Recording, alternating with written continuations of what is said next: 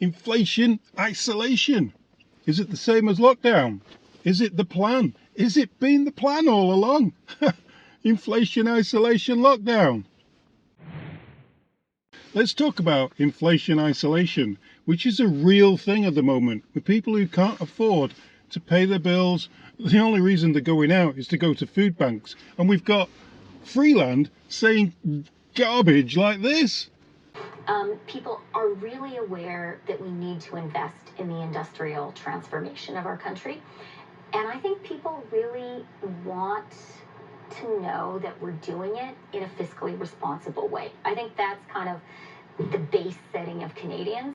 And the grade that the ratings agencies are giving Canada right now, today, is the highest grade possible, a AAA credit rating. A AAA rating, and what other people think of us is absolutely BS, to be honest. We don't care what other people think. We only know what we know, and that is we're all broke. We're all paying more for our mortgages, and a lot of us, just leaves a comment if this is you coming up.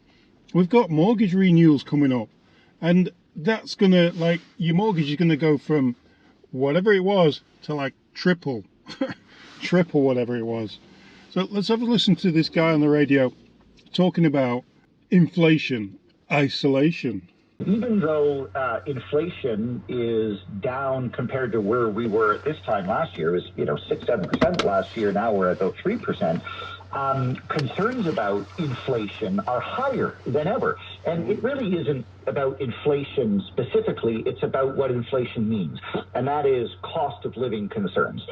Housing is becoming more expensive, rents are going up, and slowing inflation doesn't mean reduced prices. It just means that they're not going up as fast. So if a year ago Canadians were already struggling to cope, it is exacerbated now, and they're struggling even more than they used to be. And it's not so much about the financial situation.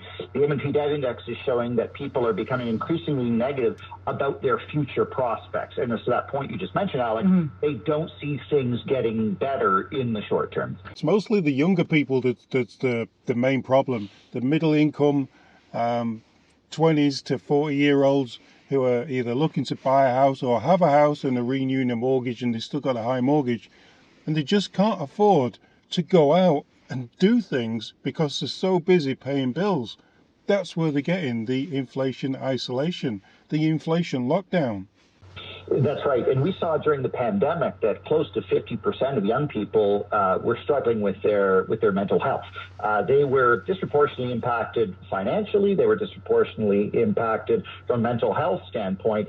And now they're going through some of those things again as a result of inflation, struggling to put food on the table. Our polling for Global News has shown that more than half of parents are worried about putting food on the table.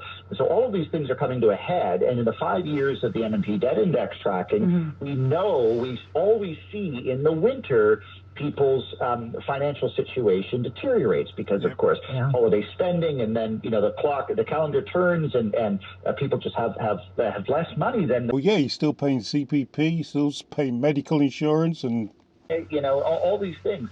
And so they're looking around going, oh man, this is going to be an awfully dark winter for them. So what do you guys think? Are you going to have a rough winter of it? Have you still got your carbon tax to pay on your heating bills and your fuel bills and your car bills or your car gas bills? Have you got, are you looking at buying less presents for Christmas?